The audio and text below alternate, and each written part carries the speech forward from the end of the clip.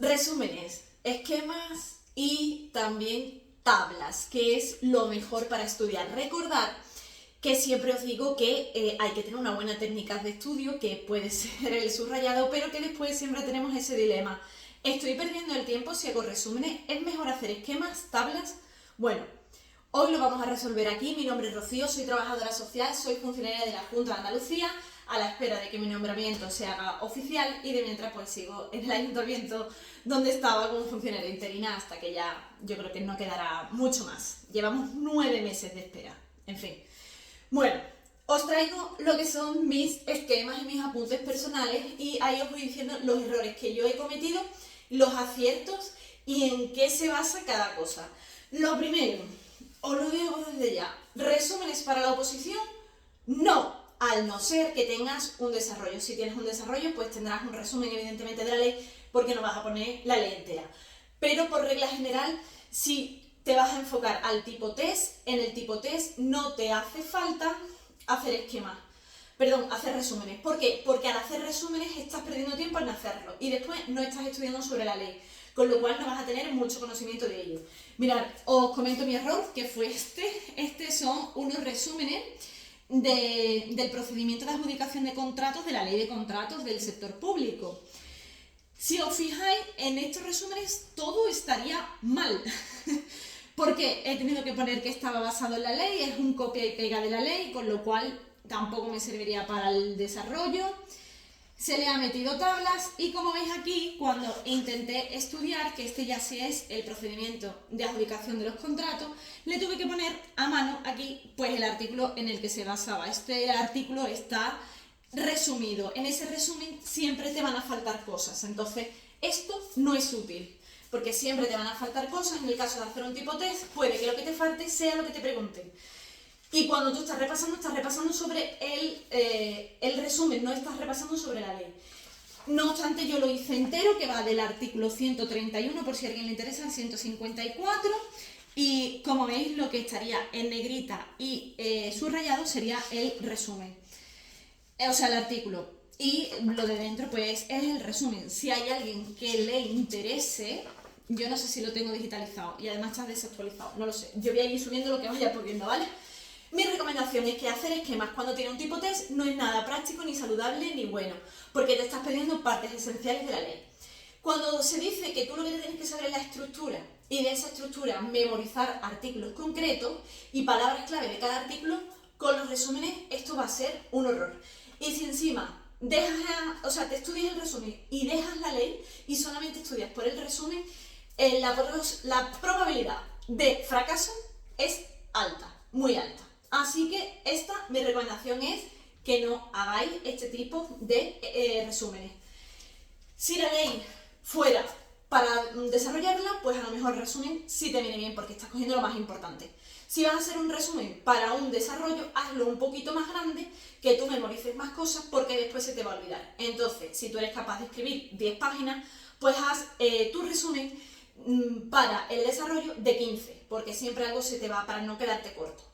Pero si vas a estudiar para la ley, no hagas resumen, porque es una pérdida de tiempo.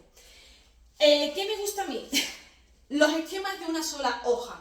Para mí esto era esencial, ponérmelo como encima en un atril y la ley por delante. Entonces, conforme tú vas viendo la ley, vas siguiendo el esquema. Y así te vas quedando con la estructura. Lo bueno de memorizar la estructura es que te da muchísima sabiduría para poder hacer el desarrollo, pero sobre todo te da cierto sentido. Y este es del procedimiento administrativo común. Como veis, yo trabajaba muchísimo a mano. Aquí tengo lo más esencial del procedimiento administrativo común en una sola hoja. ¿Qué he puesto como importante? Bueno, he señalado de color azul los artículos que irían antes de la propia fase de inicio. He puesto, como lo vais a ver ahora un montón, de rojo los plazos, porque era la manera que yo tenía de desarrollar. Cuando subrayaba, metía el color rojo en los plazos. Pues yo he intentado hacer lo mismo. Ya después, como veis, la primera fase, pues cada fase la he subrayado también de un color. Y he intentado poner los mismos colores, el mismo código de colores que yo tenía en la ley. Y este sería por detrás con la siguiente fase. Esto es un solo vistazo y aquí lo tienes todo. Yo con con este esquema tal y como está, me saqué una bolsa que me contrataron para 3 años en el Ayuntamiento de Alcalá de Guadaira, que cayó justo este tema. Entonces yo, pues de un solo vistazo, tenía una estructura. Ya de aquí iba metiendo contenido. Tenéis que pensar una cosa, cuando estamos hablando de estudiar para un desarrollo, no es lo mismo que para un tipo test. Para el desarrollo sí te va a valer más tipo resúmenes, como yo hice de la ley de contrato. Para la estructura del tipo test, que suele ser el primer examen, no hay nada mejor que esquema. Hay uno que tengo que es una mezcla de esquema y tablas, porque realmente los esquemas no lo tienes que hacer de todas las partes, los esquemas lo tienes que hacer de la parte que te cueste más trabajo o de aquellas partes que tú tengas que memorizar como un todo, como es el procedimiento administrativo común, que si necesitas ver que tiene una serie de fases y cuál va la primera, cuál va la segunda y qué actuaciones administrativas va en cada fase. Yo hay algo que hice, que si Dios quiere esto lo pasaré, que es el control de las competencias. Cuando hablamos de competencias estamos hablando evidentemente del artículo 148 y 149 de la Constitución Española. Pero después nos tenemos que ir a cada uno de nuestros estatutos a ver qué competencias hay. En el mío, que es el Estatuto de Andalucía, había muchísimos, muchos. Entonces, ¿qué hice? Relacioné las competencias por materia.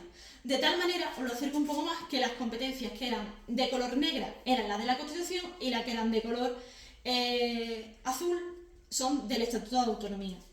Así lo hice con todas. O sea, esto es un trabajazo brutal. Yo tengo la letra pequeña, lo sé, ¿vale? La letra es muy pequeñita. Pero era capaz de estudiármelo por aquí. Esto no lo señalé ni lo subrayé ni nada porque realmente esto es un documento nuevo. Lo bueno que tienen las tablas es que tú creas un documento nuevo, un documento que no existe, haciendo una comparativa de dos cosas que son muy parecidas. Las competencias, trabajarlas así, tiene un currazo del 15. Yo me llevé bastante tiempo, creo que un domingo entero, pero merece muchísimo la pena porque lo ves de un solo vistazo y lo tienes mucho más claro. Así que aquí está el régimen competencial, que algún día, pues, si Dios quiere, lo pasaré a limpio. Os enseño más. Otra de las cosas es que realmente las competencias costaban muchísimo trabajo. Pues yo tengo un esquema de competencias, que en realidad es una tabla, porque yo os haría mejor tablas que esquemas, que lo tengo colgado en mi web para todo el que sea andaluz y le entre el Estatuto de Autonomía. Porque estas son todas las competencias del Estatuto de Autonomía en una sola hoja. Yo soy muy fan de la una sola hoja. ¿Qué es lo que hay? Bueno, pues hay 4 columnas. En la primera, la competencia en sí. En la segunda, pues ya exclusiva, compartida y ejecutiva.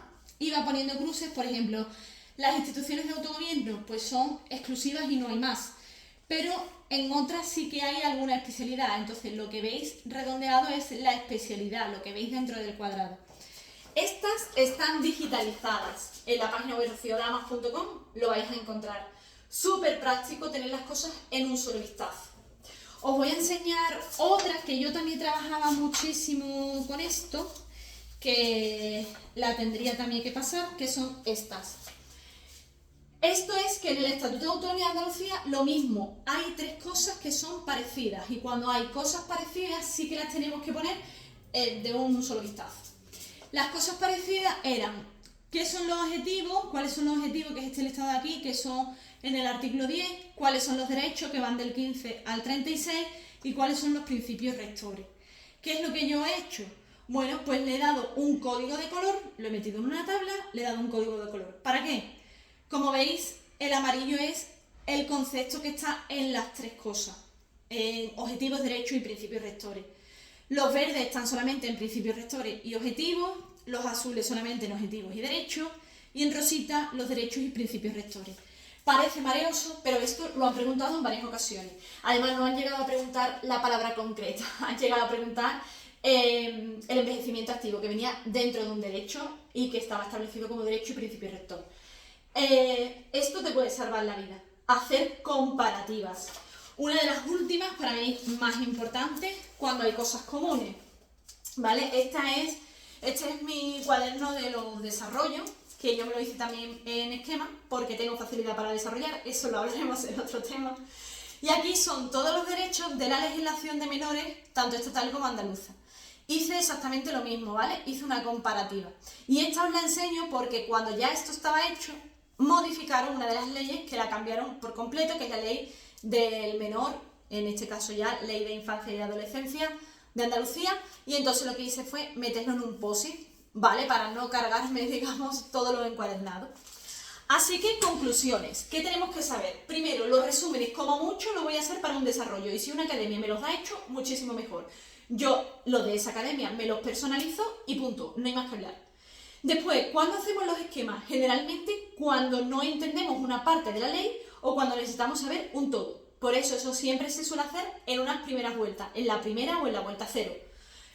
Os recuerdo, la vuelta cero es preparar el material.